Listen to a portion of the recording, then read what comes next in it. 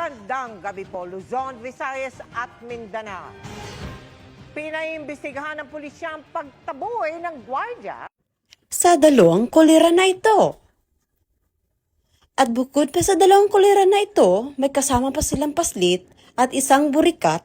Ang pangalan ay si Lovely. Sila po ay galing sa gym, naglakad hanggang sa nakita nila ang isang halaman ng dahon ng sili.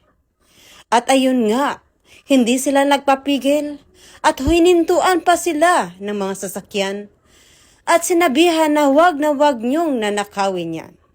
At ito pa, at merong isang paslit na kasama nilang kriminal na magnanakaw din ng kamote tops. Habang sila ay nangunguha ang mga kolera na ito, sila ay nagmamarites at sinasabing sana pagbalik natin meron na itong bunga na sili. At ito pa, ang ilang kasabwat na itong bata na pangalan si Kurokongho at ang isang babaeng nagbibideo nito. Ang pangalan ay si Lovely Day na walang love life at walang kadate sa February 14. At ayon ang isang kolera na nakablandi ang buhok. Pumunta pa sa kabila para kunin ang kamote tops. At isa ritong babaeng burikatato, patuwad-tuwad pa.